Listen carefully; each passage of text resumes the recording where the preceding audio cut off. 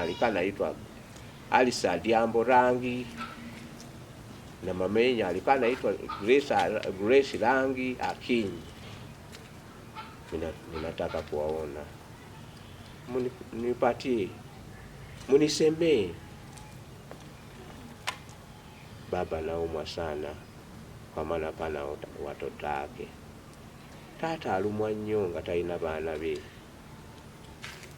Nze nakizuula nti obugagga okuba n'abaana naye obutaba n'abaana bange kibi. Gye mutuuse nnyumyako bunyumya. Abamu ne batuuka ne bansekerera. Bo waliwo abakyala abalala abaali banjagala tuzaale abaana. Naye munnange nga Katonda yasalawo nti ngenda kuzaalamu oyo omujaluwo, ne bakulangira oyagala otya omujaluwo, oyagala otya omujaluwo. Naye Katonda bwe yali asazeewo. Naye lwakuba nti munnange maama waffe teyayagala era mba muyita maama. Basebo ne bannyawo mugamba mutya kansubire ebitambulira ddala bulungi nnyo olunaku olwaleero.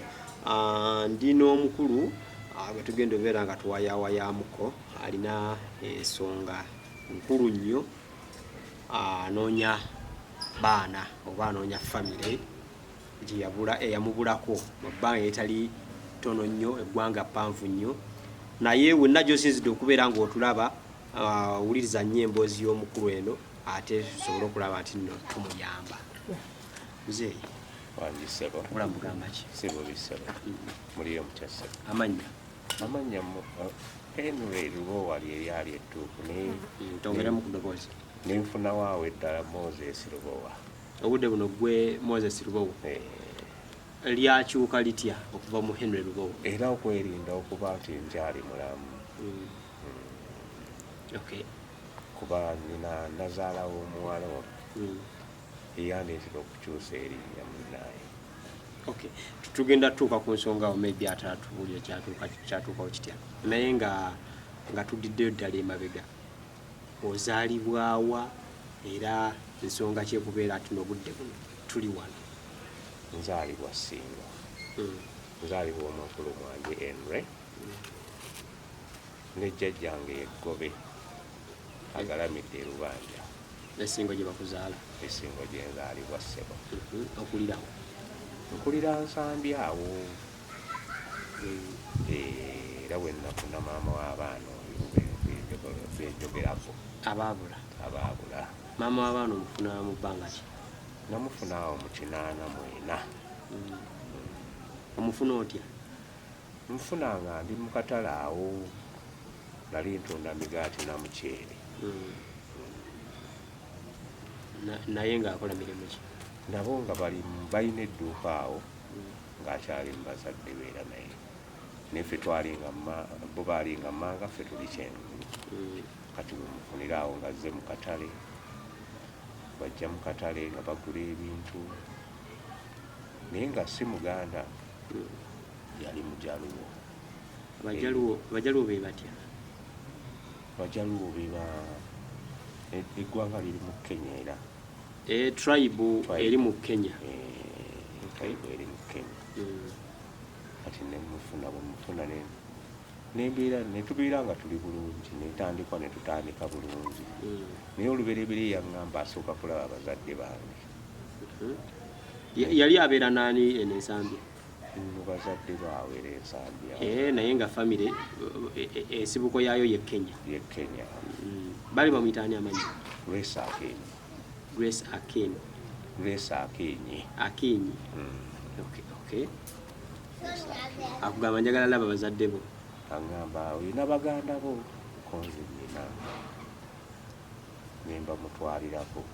Era abamu we bali wano n'oli ayimiridde wali. Nemba mutwalira. Bwe mmala obba mutwalira naddamu n'ambuuza olina maama wo? Konze nina maama wange. Era naye ne mutwalira ne mumulaga. Awo mwaka ki ogwo? Ogwo 84 omwaka ogwo.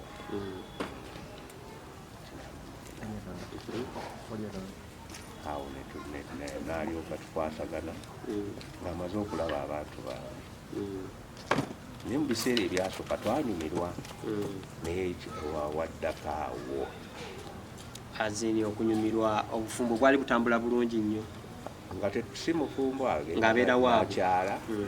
nakyala n'addayo naye olunaku lwe bategeera nina lwe yantegeera so lwe natandikira okufunira obuzibu ye yamanya famire yo naye nga gwe totegedde yiye ng'eyaabwe njiraba naye nga yo nze simutuukirira gye tujjeera eyange yo akimanyi neyiye nga njiraba naye nga mami we takimanyi ti omwagala nga takimanyi titwagalana ategeera atya ategeera oluvannyuma lw'okumala ewiiki nga tamulaba awo bandi awo nga mpitawo babuuzanga abaana abato abawala sayizi ze nga bubagaana nga ye ababuuza ani amanyi lubowa nga bubagamba okangeeyo okangeeyo kitegeeza ki nti tetumumanyiye kangeeyo bowa nti okangeeyo kati awo nempitawo naye waliwo omukyalo omu eyandala nandagayo bwe yandagayo erogo kitegeeza yoyo awo natandikira okufunira obuzibu butya nayina munnaye gwe nakolanga naye kati ne basindika omuntu omuvubuka baali bamuyita George Onyango ne bajja ne munne oyo munnange twali tulina we tutudde munnange ne bajja ne bamukuba essasi famire y'omuwala nekuba mu mukwano gw'essasi ate abirinamu kati oyo omuvubuka teyali famire yaabwe naye nga omanyi tribe ezo bwe basinka nabo babanga baluganda kati oyo najja nakuba Julius essasi kati n'abuuza omelinga libanyewe nti ndiyo nimelinga yeye kitegeeza ki lwenudde wali mu kamera atenudde mu kamera omelinga lubowa yenyewe nti ndiyo nimelinga yeye kitegeeza nti okubye lubowa yennyini oli naddamu nti yegwe nkubye baali bamanyi bakubye gwe baali bamanyi bakubye nze awo obuzibu ne butandika awo neneekwekamu netutandikanga okukyusa ennyumba netukyusa ennyumba netudda awalala bwe twadda awalala ng'omuwala oli naye olwo agenda newaabwe nakola ki n'abeerayo n'akomawo kati nenkyusa ennyumba awo kusamba nenvaako nenzira eno ekyengulu ku St Peters netuddaawo ku nnyumba endala awo era twali mu nju era nga tuli awo batuuse abasirikale 6 nga bantwala ku kitawuluzi kitawuluzi kyekyobudde buno poliisi ekitawuluzi bwe wasookeranga emisango balyoke bakutwale ku poliisi yeringa ero si yekyalo era omukulu yale bamuyitanga mwami Mugga eyatukolangako bwe bantuusangawo nga balaba nze muto ku muwala kati nakola ki ne batuta bwe batutanga ne tudda awalala twali tuli awo era abasirikale nga bazze tambulira mu mundu 6 olwo batujja muleerwe bwe batujja muleerwe ng'ekyali kampuni nnungi amayumba gakyaliyo ng'afunyeyo ennyumba olwo twekwesa eyo era twali tuli awo ng'abasirikale bazza ba special force ne batujjayo ne tutambula ne batuzza n'engulu naye mwalimu omuntu kukomu nga mukwano gwange nnyo abasirikale ku kyalo nga bamuyita Congo naye yayogera ekigambo nkiwa mimi kasikashira nkapasua ekichwa kati ekigambo ekyamuvaamu nali sikisuubira kiyinza omuvaamu kitegeeza ki nti senga yabadde akutte emmundu abadde anjabya omutwe ng'ate mukwano gwange lwakwagala muwala kuba ye omuwala gwe naye njagala tribe ye era naye yali mujaluwo awo ne tutambula olwo ne batutwalako ow'omuluka ne tuvaayo olwo ne luggwa awo ne nzija nenkwatibwa olumbe olwandiga nga wano ninga sekanyo ly'amagulu gonna ne gakakacala baalabe ebyamateeka biganye ko boka bakozesa gundi eddala faasoni mpya. Kati ate akozesa eddagala gwe bawa eddagala mukwano gwange twabeeranga naye nga tusula mu kikomera saidi ye Katwe mu Nkere gye twali tuddukidde. Ekiro ngenda okwebaka n'enduuta nga bantadde eddagala emitwe tokkera ku makya nga omutwe guno gulinga gwe batemamu n'embazzi bwe bati nga nnuma nnyo nga ŋŋamba bannange mpulira nfa omutwe gunzita naye naloose bantadde eddagala emitwetwe. Waliwo omuvubuka omu bamuyitanga Bob, omuvubuka musaamya kukeberayo ngayo eddagala gyeriri. Kati n'alijjayo n'agamba kuffe ffenna abantu abana tuleka tusibyewo awaka. Kati kiyinzika kikyatono okuteeka eddagala oddisanga mutwetwe we, kuffe kwe kuli eyakoze kino. N'agamba mwogere. Bannaffe baagaana okwogera bwe twali abasatu be yali agamba boogere ne bagaana. Kati bwe bagaana n'agamba ekinaddako temujja kyagala. N'akwata eddagala n'alitwalamu n'alisuula mu ttooli. Kati nze bantutte obugulu bwonna nga bwereeze nkakanyadde. Banteeka na mu mmotoka mabega bannange ne bandera mu special ne bantwala owa maama wange. Maama wange yatandika kukaaba. Nakugamba vva ku muwala. Abakyala ndagala namu teziggwa mu lusuku naye wagaanira ku muwala. Buli kimu bakikuyisizaamu naye ogaanye. Awo ne bantwala omusajja ey'okugaba baali bamuyita Muwanga. Bwe ntuuka eyo munnange nempona. Era mbadde naye ngenda kubuuza ku byonna by'oyiseemu lwaki omuwala tewamwesonyiwa? Yali asinga obulungi oba naye yali jakuloga? Yali teyanoga wabula katono okwagala bwatu bwe yakukola. Gwe tulaba musajja afuna mukazi yeewalula ku ttaka ng'ate omulaba wa bbeeyi naye ng'asitula busituza omukazi we n'amussa mu mmotoka tokirabangako ne batta mukwano gwo n'omanya erisasi libadde linoonyanzi lwa muwala n'osigala ng'omwagala. Okwagala kwe Katonda yakwesa ebintu bisatu Katonda yabyesigaliza: okufa, otulo, okwagala. Ng'omuntu asobola okwagala gw'otosuubira nti ayagalwa, omuntu n'aba nga amwagala. Owuna bwe mpona tuddeeka. Bwe tuddeeka era batuddamu batukwata. Olwo olukwata lwe baatukwata olwo ngenda ndi eri bunnuma nga mponye ngendo mukwano gwange afudde. Aliwa bwe twali nga bawakanya nti kuffe ffenna abasatu we wali yataddeyo eddagala kati ku mukwano gwaffe omu emmotoka yamukoona n'afiirawo. oba yali yateeka eddagala anti era kiragala yateekayo. bwagenda eri ku musawo baabizaayo baali tebanaana tukolako n'afa. Emmotoka n'emukoona n'afa. Awo bagaleeta amawulire ng'era akyaliwo. Kati era tukomawo. Bwe nkomawo awo tuddukawo we nali mbeera nzirukira ate awalala. Bwe tuddukira awalala tufunayo ennyumba sayidi zeeyo nga mu basomesa ku St. Peters nga mpangisaawo ekisenge n'eddiiro nga era bakola ki twali tuli awo ku makya ng'abasirikale batuuse. Olwo Nazaala ne banaayingira najjayo essuuka yange kwe twasuze, najjayo empale yange kwe twasuze, ne bagenda nabyo n'abigenda nabyo ne batutwala abasirikale era ku Kitaawulezi. N'omuwala bamusangamu? Batutwala babiri, tebamuleka. Batutwala babiri, tutambulira mu mmundu 6 wakati, maaso 3 n'emabega 3. Naye kyenneebaza abasirikale abo ab'edda tebaali twega api kuba bajjanga bamaze obba wa ssente. Aba Special Force naawe ogumanyi omulembe ogwo Special Force eryali ejje eryogerwako ery'amaanyi. Ng'ani mukulembeze olwo? Olwo mukulu Lutwa nga Obote yazzeewo awo.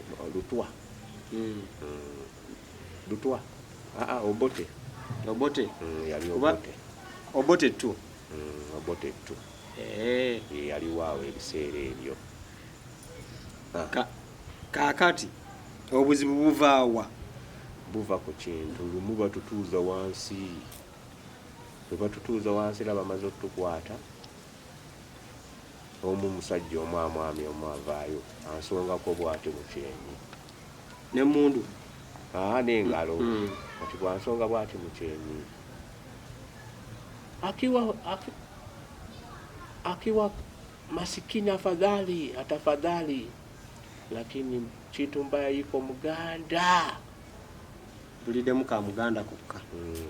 Nti masikini ono atwalawo omwana waffe. Ng'ate Muganda. Masikini ono atwalawo omwana waffe. Yandibadde masikini n'ate ekibi Muganda. Nga poliisi esingamu bajja luwo olwo? Si poliisi yensongako wabula omuntu olulyo kwabo yasalawo ekyo. Yandibadde masikini n'ate ekibi Muganda. Okutemaatema mu bufunze abula atya okutuuka omubeera nga tokyamuwuliza? Embula gyabulamu. Maama waabwe ajja akola ensobi luutu endala addamu. Batukwata batutwala era mu kitaawuluzi. Maama waabwe ajja atikka embugo waggulu. Bw'atikka embugo waggulu nga ŋŋamba jangu weegatte nange. Oba owulira nnyo kabula sikia nataka wana wake sana kuja lala na mimi. Kambuuze, maama w'omuwala nazaalawo n'akweyambulira? Butereevu nnyo. Kama unasikia tunataka sana wanawake kuja lala na mimi, neefungula paka waggulu mu lujjudde lw'abantu. Awo waava obuzibu. Banne ne bamunenya wadde omwagala wadde tomwagala, ono yafuuka mwana wo. Awo n'adduka, bw'adduka n'agenda. Bw'agenda olwatuuka awaka bwe paawo lwe yasula nebba ekiro baalanga nti bbaawo afudde. Bawa omukyala nazaalawo n'afa? Bawa nazaala wange n'afa. Omwami baamuyita nga Raabi. Naye yali mujaluwo? Naye yali mujaluwo. Tamanyi kyamma kyamutta? Awo batandika okufa omu ku omu. Bo bennyini? Oba waliwo walugga? Egyo emyaka gye nalimu. Olina emyaka emeka? Gino emyaka giroga. Bassebo ne bannyabo osobola bafuna bulungi? Kikwate. Yono yeggwe wano? Akutta akaana. Kaakati omukyala nga mulinamu omwana oba yali tannafuna lubuto? Tuzadde omwana. Mu mbeera eyo yonna mwazaala? Twazaala mu bugubi obwo Katonda yatuwa. Katonda kyaba asazeewo. Nga wali musajja nnyo. Gwe ne bw'okirwanyisa otya. Obuyinza bwa Mukama ne tufuniramu omwana. So omu twafuna abaana babiri.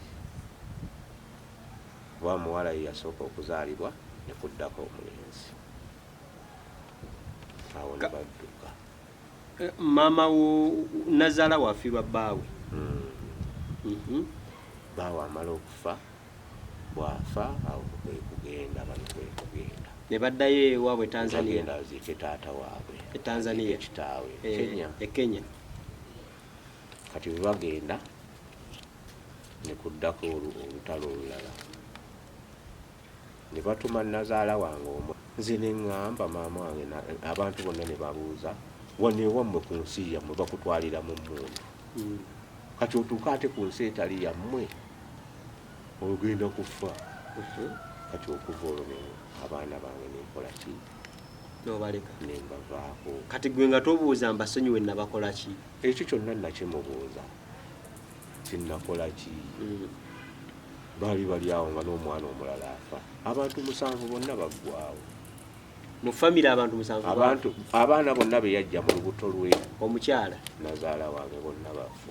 Ne mukyala wo n'afiiramu? Ne mukyala wange n'afiiramu.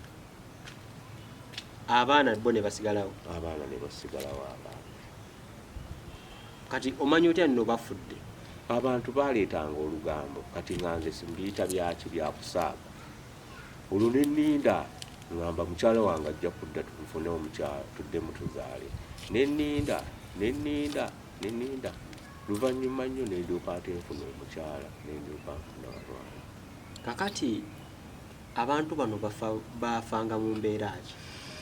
Enfa gye baafangamu saagimanya naye bonna baafa kirindi nga bwe baava nga bonna abaana be yazaala okuva mu lubuto. Kuba bagamba omwana we yasooka omulenzi omukulu yafa bamuyitanga Otieno. Ne kuddako Meeyi naye yali mwana we. Grace Akinyi naye yali mwana we. Alisa Adyambo naye yali mwana we. Bonna abaana be ne baggwawo bwe batyo. Mu kulowooza ki ekyali kibatta?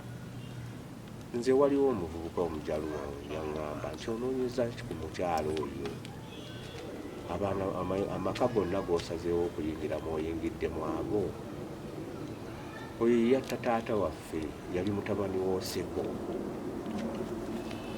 Naye lwaki tofuna baganda banno? Nga baganda bannange banjagala naye nga sibaagala. So n'okunsekerera bansekerera bwe bagira ne bansekerera ne bawa. Kati senga wazaala muffe, senga toli bulungi laba gali amaka ge omwana wange ganzimbidde. Naye walondoola bajaluwo ffe baganda banno nga bwetuli. So olinga agamba nti nno omukyalo ono okufiirwa abaana tekyali kuggwa wabula yali alina entalo endala nnyingi z'alwanye. Nze sikitwala nti kyali ku nze. Anyway kusalawo kwa Mukama kuba ndowooza ebintu bye yakolanga bijje gyendi ne birema. Omanyi omuntu bw'akola ekintu oluusi Mukama agaana nebiddirayo. Yamuddira nebiddirayo okutuuka okugamba nti bantwale. Lumu nali ndi awo nga bazze tuddusa bw'amala ebirala bwe biggwa ne tudduka ne tugenda mu kyalo. Bwe tudduka ne tugenda mu kyalo twali tuli awo nga maama wange bamuleese ali mu mmundu wakati. Kati ffe twadduka ne bakuba amasasi mu bbanga ne bajja ne muwala waabwe n'ayimirira ne bamukwata ne bamuzza e Kampala. Kati bwe bamuzza e Kampala n'amalayo ennaku 2 nali ndi awo ng'era atuuse. Mu bufunze abaana bano olowooza bakyakujjukira nga taata waabwe kuba baagenda bato?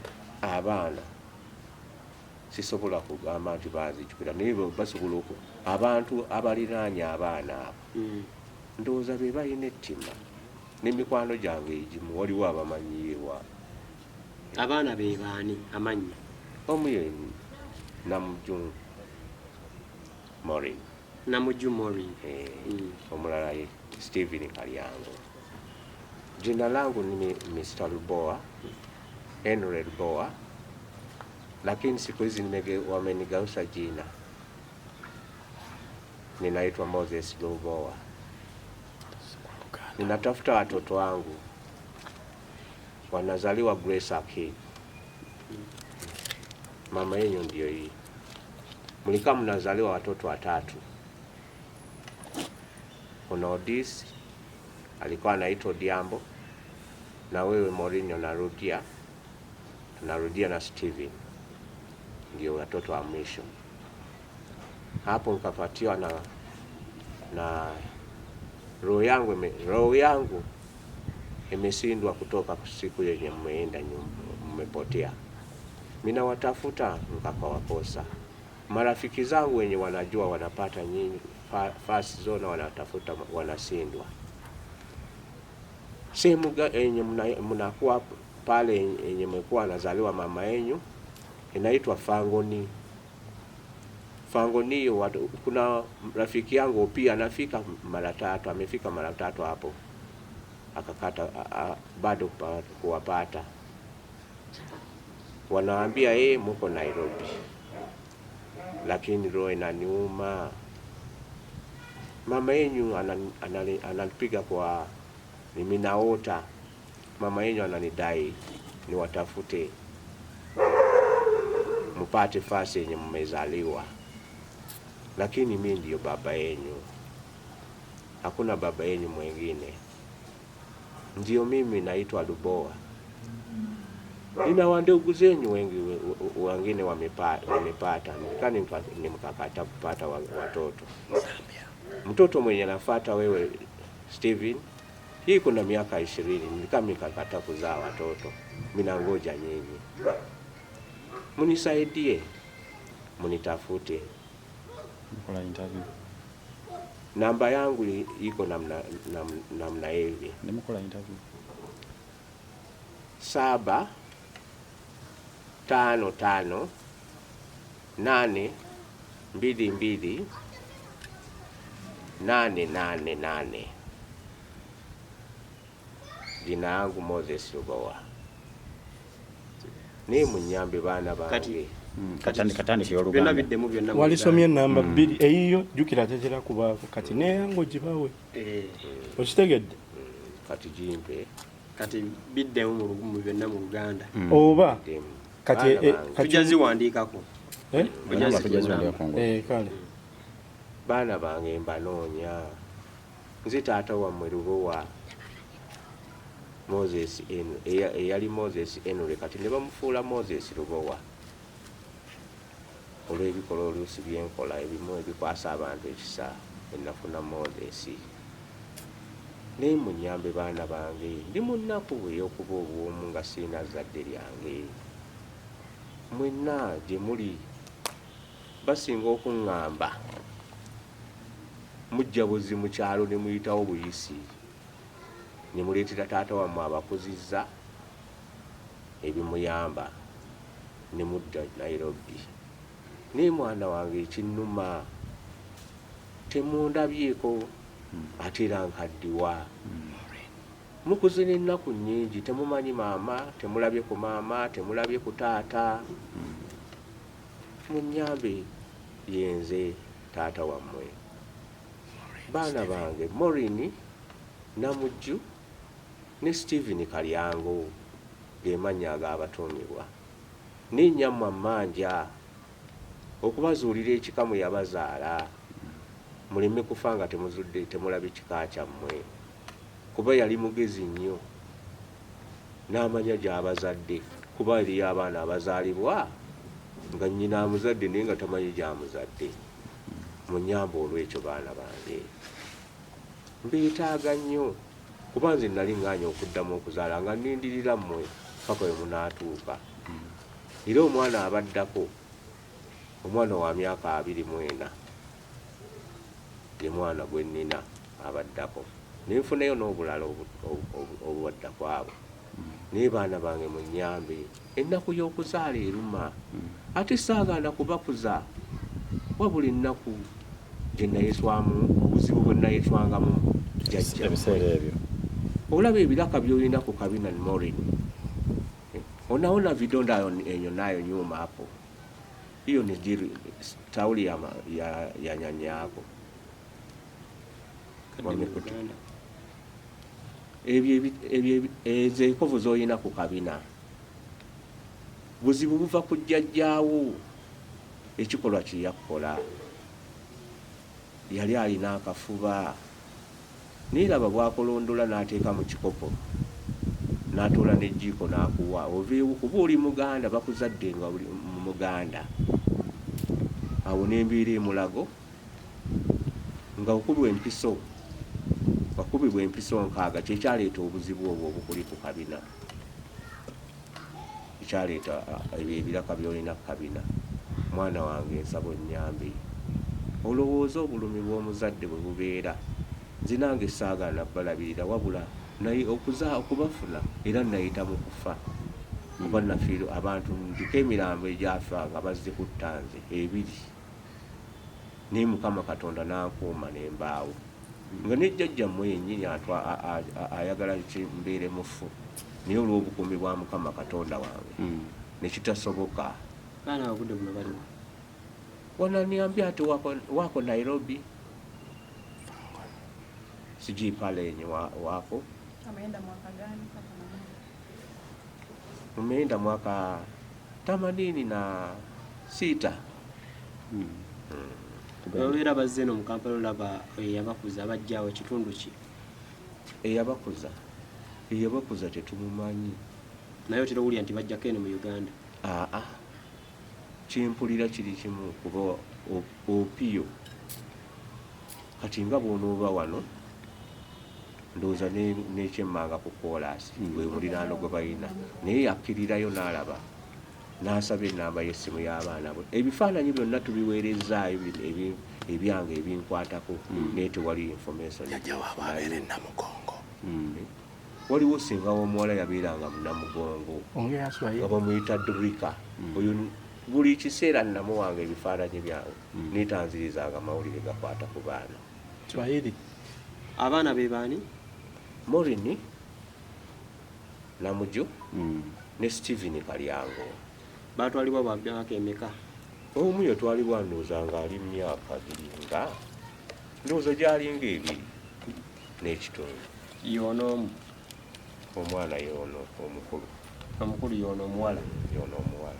Omulenzi y'ono omuto? Omulenzi yoyo gwendeze. So baatwalibwa bato? Obudde buno muzeeyi wammwe abanoonya. Yogera mu Luswahili Morini. Bwe bana bakubire ku simu kisoko wamepeleka ni kama nyinyi watoto. Unaona size yenye umekuwa na Steven ndio hii. Mama we bali omitani? Grace Akinyi naye ng'akozesa nnyo n'erya rangi. Essaawa zino omugenzi. Alikuwa anafanyisa jina yake Grace Akinyi. Jina ya babaka alikuwa anafanyisa rangi. Lakini sasa amekufa yakuna. Ebbanga lye baabulira yali mwaka ya 86 n'ekitundu. 86. Basomere namba z'essimu singa babeera bakuzudde. Nambari ya simu 5 7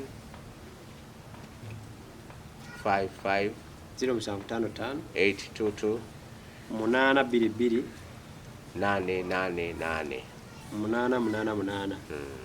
Okay. Waliwo neeno 075 0705 07 13 14. Nawe gisome mu Kiswahili. Na nambari ingine ndio hii 0 7 0 5 0 7 1 3 1 4.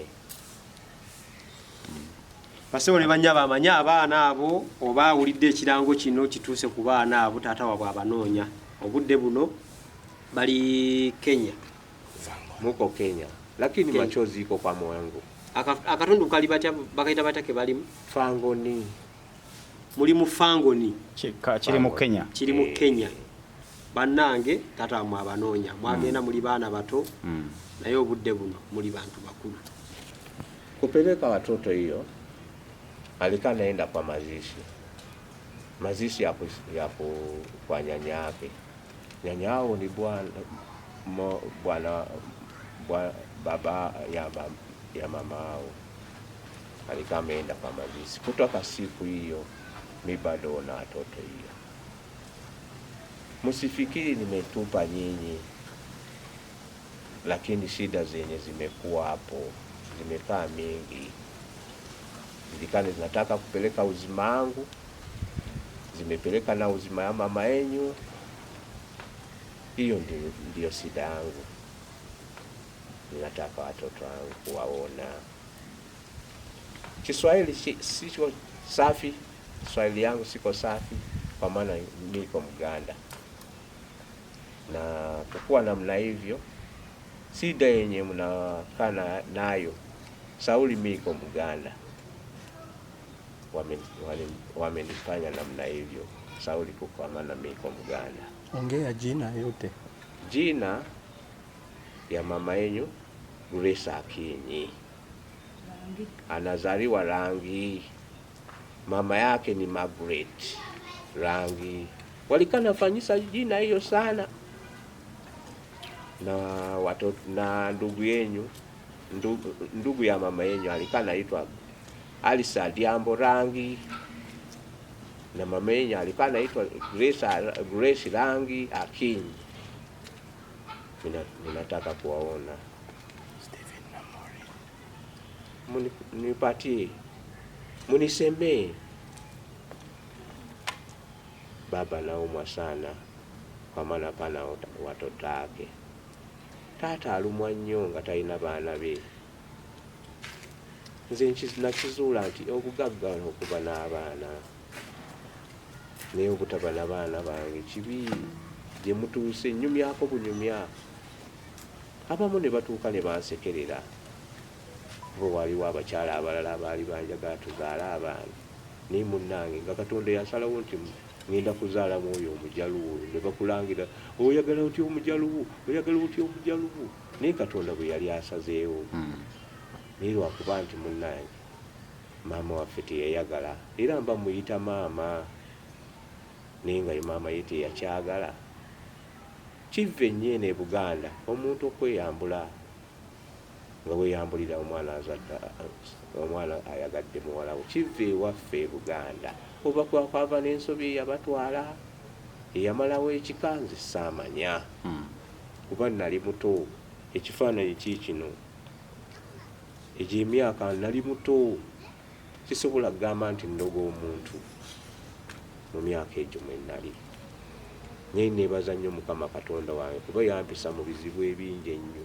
Nasanga nga banteezi abantu bana, naye nange nga simanyi bwe mbakuba, ye Katonda wange yamanyi bwe yannwaliranga.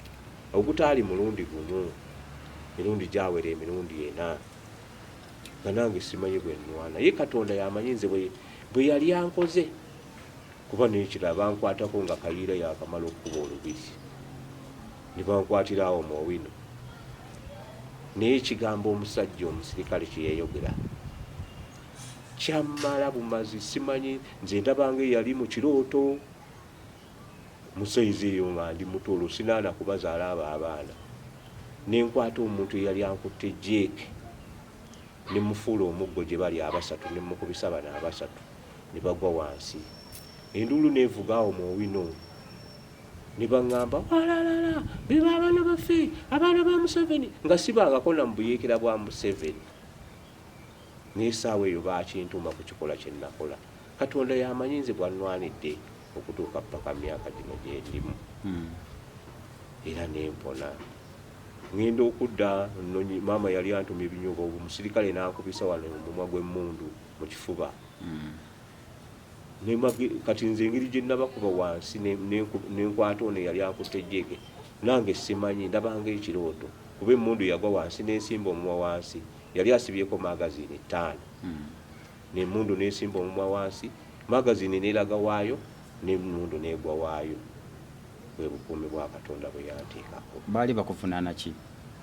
Banvunaana lwe lunaku lwe nali nsoose okwambala ku mpale yange empanvu gye neegulidde ku ssente zange.